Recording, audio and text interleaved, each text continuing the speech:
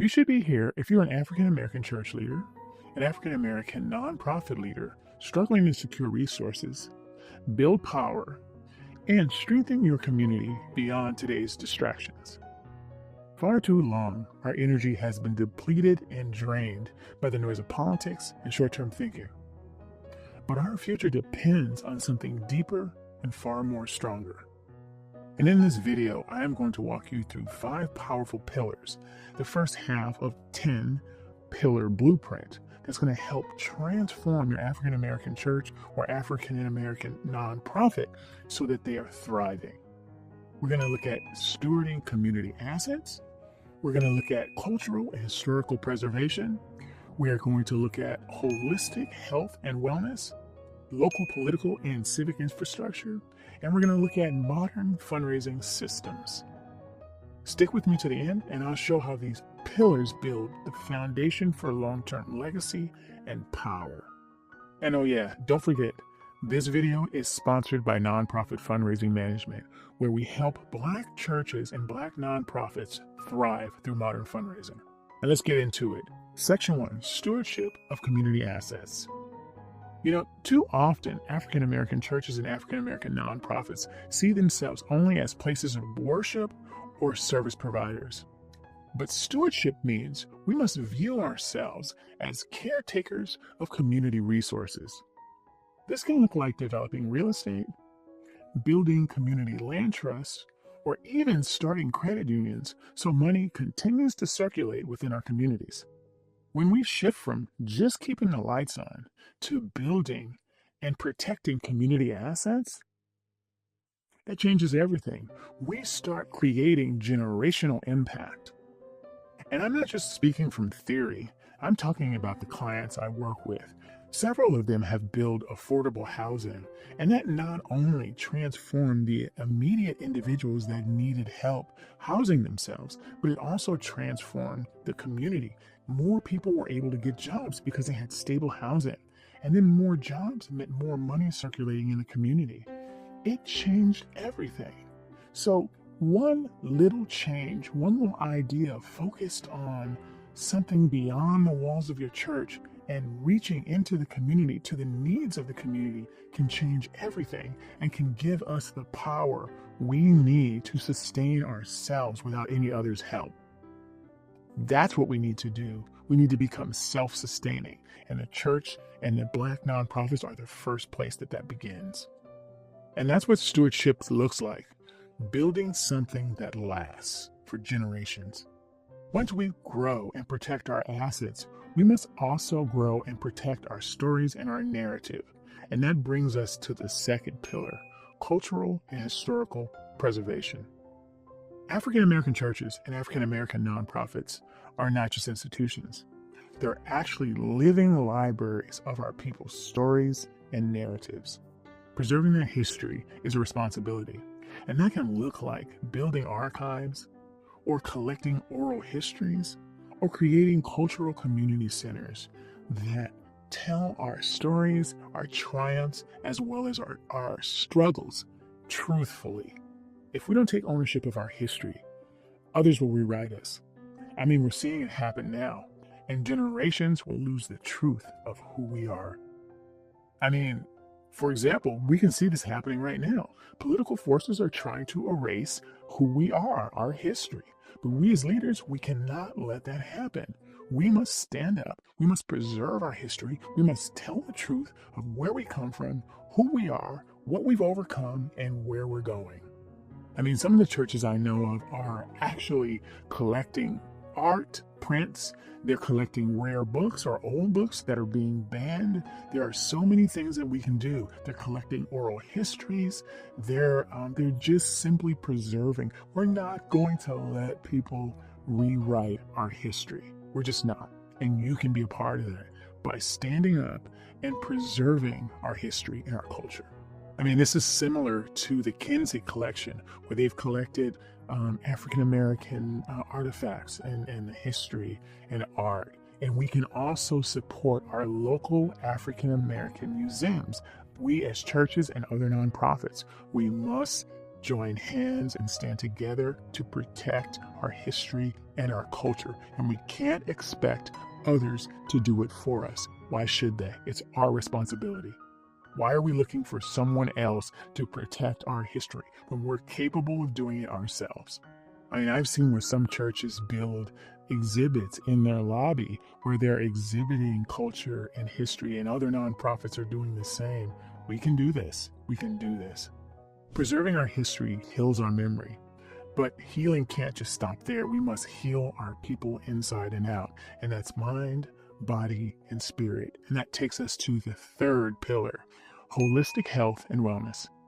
Our communities don't just face physical health challenges, but also spiritual, mental, and emotional. That's why African American churches and African American nonprofits must be the safe spaces for healing in our community. We can't rely on anyone else to do it. We must do it. This can mean starting wellness ministries, offering counseling workshops, offering support on trauma, grief. There's so many things that we can do. When we address the whole person, not just the physical, not just the spiritual, we are doing the work. We're doing the things that are needed, because we are not just physical. We're not just spiritual. We're emotional. We have so many things that affect who we are and how we live our lives. And so we, as African American churches and African American nonprofits, we must fill that slot that's needed in our community. We have to do it, and no one else is going to do it. And again, I'm speaking from experience. Many of our clients have wellness ministries. They have walking clubs. They have exercise clubs. They have square dancing clubs where they're doing these things. They have plant-based cooking nights. They have yoga. They have grief and trauma wellness experts and professionals coming to their spaces to help in their community for those things that are needed. They are trying to treat the mind, the body, and the spirit. We have to do this. We can't rely on others outside our community to do it. We have to do it. And even more personally, I exercise, 4 days a week in the gym. 2 days a week, I'm walking at least 3 miles. I do yoga. I meditate. I journal. I exercise gratitude. I have a vision board. I read positive books. I have good friends. I'm married. You have to do the work. You can't expect these things to change if you're not doing it yourself, and then you're asking for your other leaders to do it, and then you're asking for your community to do it, and you're not doing it. We all have to do it. It starts with us, and then it moves outward, but we can do it. Mind, body, and spirit. We have to do all the work. Health and wellness helps us show up stronger, and stronger often means power. And this takes us to our fourth pillar, and that is local, political, and civic infrastructure. African American churches and African American nonprofits have always been civic leaders in our community, but we have to go beyond voter registration. We have to be year-round civic leaders. This can mean training our members for office. This also can mean holding forums to hold our local political officials accountable. It can also mean mobilizing and gathering our people to make sure our voices are heard. The goal isn't just to react during political season. It's to create a pipeline of leadership that happens year-round. So we are making sure we are in control all the time.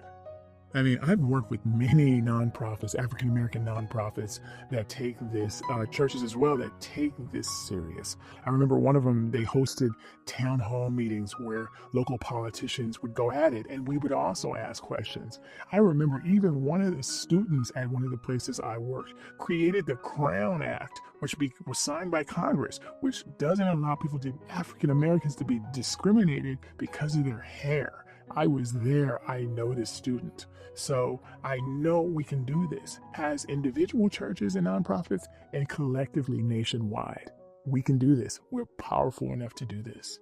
Now, this takes us to our first quick quiz, and it's multiple choice. Which one way your church or nonprofit can build civic power beyond election season? First way is host voter drives only. Number 2, or I should say B, train future leaders. And C, stay silent until the election season.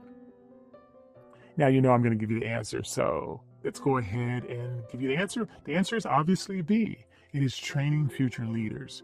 So just know that we're not going to wait until election season. This is a year-round situation. Let's do this together year-round. Building civic power gives us a voice, but sustaining that voice, that requires resources. And that takes us to our 5th and final pillar for this video, and that is modern fundraising systems. Too many African American churches and African American nonprofits rely on outdated fundraising methods, and that's just not going to cut it. That's why churches are closing, as one of the fastest institutions in the country, are closing the fastest. And among them are African American churches, is because they're not using modern fundraising. And what is that? Modern fundraising focuses on the individual donor. It focuses on stewardship. It focuses on transparency. It focuses on reporting back. It focuses on gratitude. So you have to bring your African American church and African American nonprofit into modern fundraising systems if you want to thrive, survive, and grow, and go beyond what you're doing today and create a legacy of all the other 4 pillars we talked about before. But it also starts with having the resources you need, and that is through modern fundraising systems. And this also creates a culture of philanthropy that lasts for generations to come through individual gifts, through estates, through planning, through trust, through planned giving. This is what we're trying to create for African American churches and African American nonprofits. So they are generational institutions.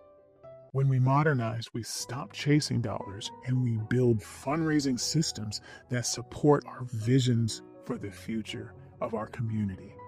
As a personal example, every one of our clients had to move towards modern fundraising from traditional or outdated fundraising.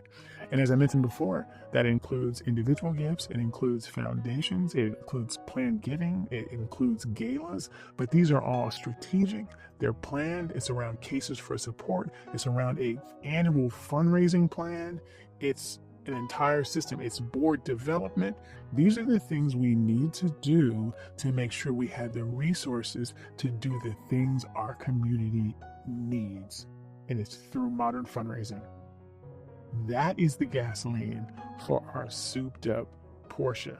There's only gasoline that's going to get us to where we need. So we have to go out and get the resources, the fuel to do the things we need to do. And I was just on the phone today with a prospective client asking us what we do. And I explained to her, I said, we are in operation because of 3 things. And those 3 things is expertise. We know about fundraising. We know it very well. I've been doing this for almost 30 years. I've raised over $50 million. I kind of know what I'm doing. Number two, we have the resources. A lot of times you can tell people what to do, but they don't have the people to do it. That's what we do. We bring in the resources. We do the work. We're not like consultants, where consultants kind of tell you what to do. We tell you what we're doing, but we also do the work. And then third, and this one kind of flies under the radar more than most. Most people don't pick up on this, but it's accountability.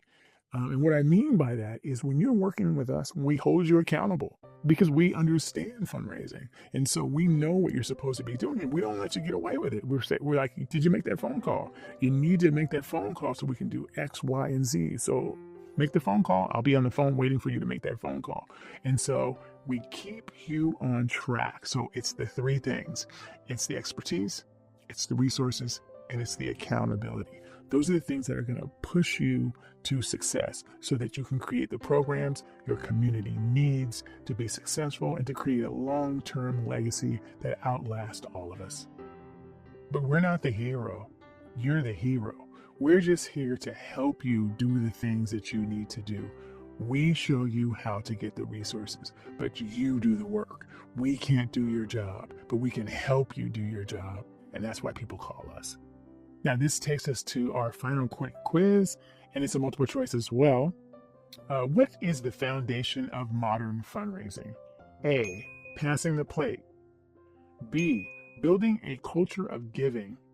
C. Hoping donors show up. Leave your answers in the comments below. No, you know I'm going to give you the answer. And obviously the answer is B. Building a culture of giving and philanthropy. If you do that, people are happy to give because you're showing them where their funds are going. You're showing the impact that their funds are making. Who doesn't want to be part of something bigger than themselves that's positive for their community and their people? Everyone wants to be part of that, and that's what you help them do. All right, family, we covered a lot. We covered the 5 pillars that will help African American churches and African American nonprofits thrive and move their community to the next generation. And we would love to hear from you. We'd love to hear which one of the pillars spoke to you today. Maybe it's stewardship. It's the stewarding of your community resources or community assets. I'm sorry. Maybe it's preserving your history. Maybe it's wellness, health and wellness for your community. Or maybe it's the big one. It's modernizing your fundraising through systems. But leave your answers in the comments below. We'd love to hear what direction you're looking at going. Now, I hope you found this video helpful. If it was, please like, subscribe, and ring the bell. And more importantly, please share this video with others who you think it can help. Share it with at least 2 of your colleagues that you think this might help. It is so critically important that we share this information so we can all rise above and all grow and thrive together. So please, please, please share this video with at least 2 of your colleagues so we can grow together. And remember, this is just part 1. Part 2 is going to be next week or the following week. I'm actually going to be on vacation, so I'm going to try to do it on vacation. If not, I'll do it when I get back. But it's going to cover unity, power, economics, education, and radical compassion. Don't miss it. We need this. We need to do this together. We have to take care of ourselves. And this is how we do it. And remember to keep leading with purpose, keep putting yourself in miracle territory, and stay encouraged. I'll see you next time.